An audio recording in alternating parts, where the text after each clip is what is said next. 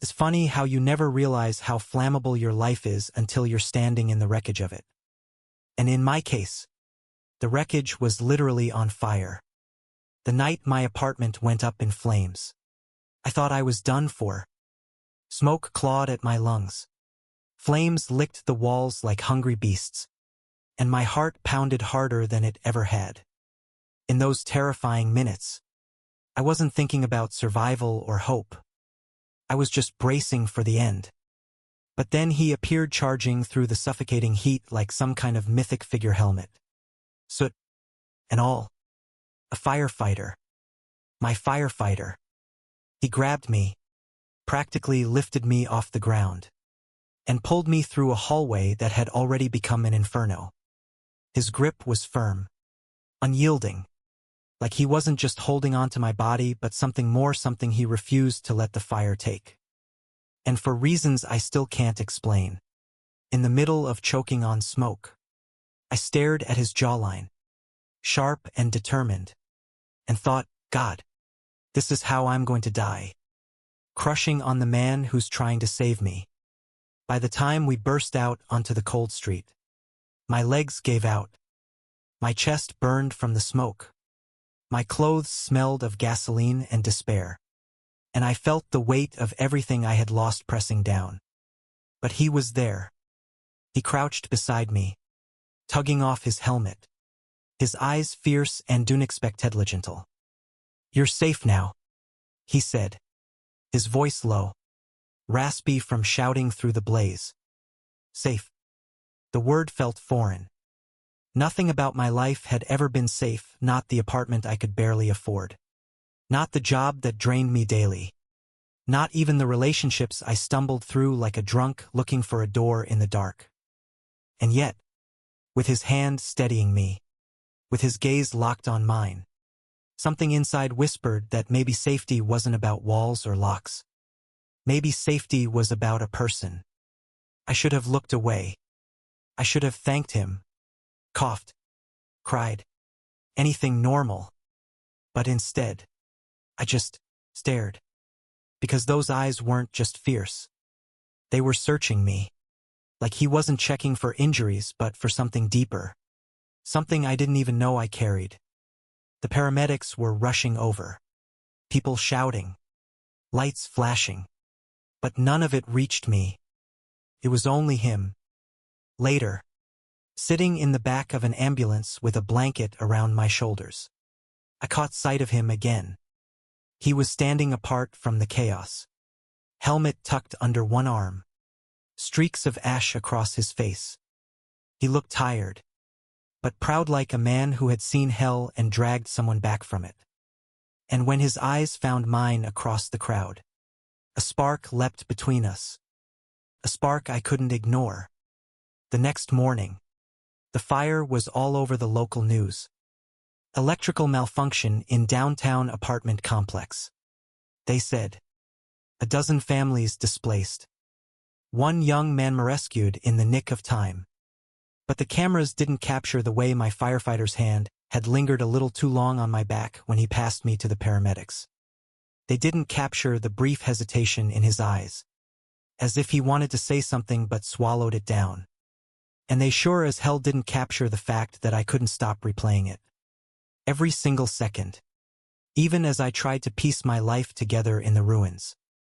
His name, I learned later, was Ethan Cole. I found it in the news article. A small mention. Just another public servant doing his duty. But to me, Ethan was no footnote. He was the man who had pulled me out of the fire and unknowingly lit another one inside me own, far more dangerous. Because this one couldn't be extinguished by water. The truth is, I wanted to see him again. Desperately. But how do you approach a man like that? A hero. A firefighter. A stranger who had seen you at your weakest. Your most broken. And still carried you through. It should have ended there. He saved me. I survived. End of story. That's the version everyone else believed. But fate, or maybe the universe's cruel sense of humor, had other plans. 3 days after the fire, while I was standing outside the burned shell of my apartment building, clutching a trash bag of whatever clothes I'd salvaged. I heard a voice behind me. "You shouldn't be here. It's not safe." I froze. That voice. I'd know it anywhere. Turning slowly, my heart punched against my ribs when I saw him, Ethan. Standing in civilian clothes this time. A dark jacket over a fitted t-shirt that did nothing to hide the breadth of his chest. His hair, damp from a recent shower, clung to his forehead. And those eyes, God. Those eyes were still locked onto me like I was the only person in the entire street. My mouth went dry. I wanted to see it one more time. "The fire took enough from you," he said, stepping closer. "Don't let it take more." There was something in his tone commanding, but also soft, protective, like he wasn't just talking about the building but about me. And that was the moment I realized he wasn't done with me. I wish I could say things were simple after that. That we exchanged numbers, grabbed a coffee, fell into easy laughter, and let the universe handle the rest.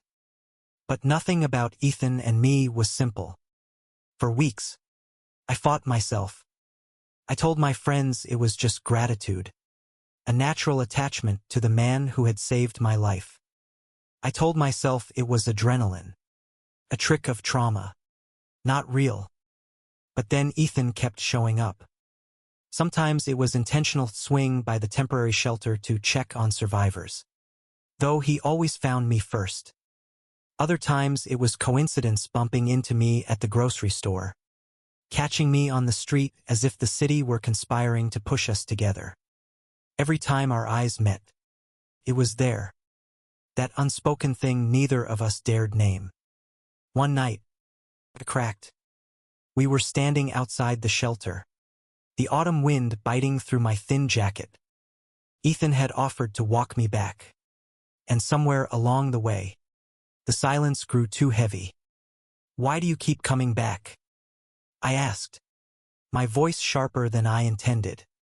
His jaw tensed. "Because I need to know you're okay." "I am okay." He shook his head. "No. You're surviving. That's not the same thing." The words hung between us, raw and dangerous. And then, before I could stop myself, I whispered, "And what about you, Ethan? Are you okay?" For a moment, his guard slipped. His eyes softened. His lips parted. And I swore I could feel the weight of everything he carried: fires, rescues, lives lost, lives saved. And then his hand brushed mine. Just a graze. Accidental maybe, but it set off an explosion in my chest. We didn't kiss that night, but we both knew it was coming. The kiss happened a week later.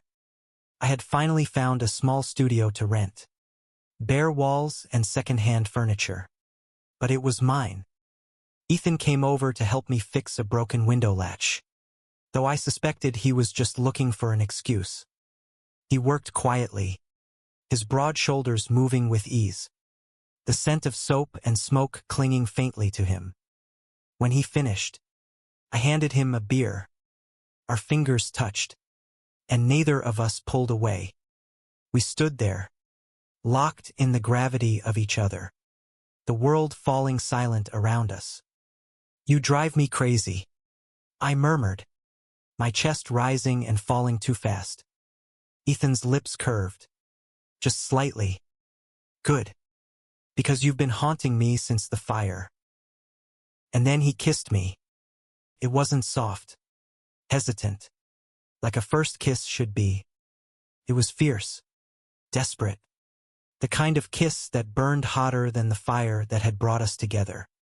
His hands cupped my face. Mine gripped his jacket. And in that moment, nothing else existed. Not the smoke, not the past, not the fear. Only him, only us.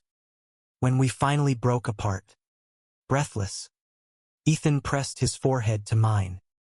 I shouldn't, he began. But I cut him off. Yes, you should. And God. He did. Of course. Love born from flames is never without scars. Ethan wrestled with his own demons, the weight of his duty, the danger of his job, the fear of what it meant to open himself to someone who could be ripped away at any second. I wrestled with mine, the fragility of starting over, the terror of losing the first person who made me feel truly safe. We argued. We stumbled. There were nights when he pulled away, convinced he was too broken, too dangerous. There were mornings when I woke in a cold sweat, remembering the fire, convinced it would all collapse again. But love is stubborn, and ours refused to die. The turning point came when Ethan was called to another blaze. I waited by the station for hours, pacing, sick with dread. When he finally emerged, exhausted but alive, something inside me snapped. I ran to him, ignoring the stares, throwing my arms around him like I'd never let go. I can't lose you, I whispered against his soot-streaked neck. You won't, he whispered back, holding me so tightly it hurt. Not if I can help it. That was the night we stopped pretending.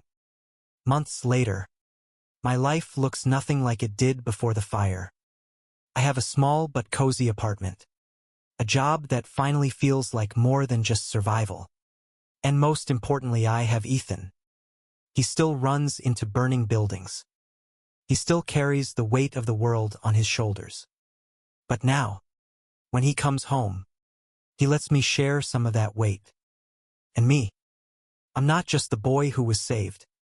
I'm the man who learned that sometimes being rescued isn't the end of the story. Sometimes it's the beginning. The fire destroyed almost everything I owned. But it also gave me the one thing I never thought I'd find. Love.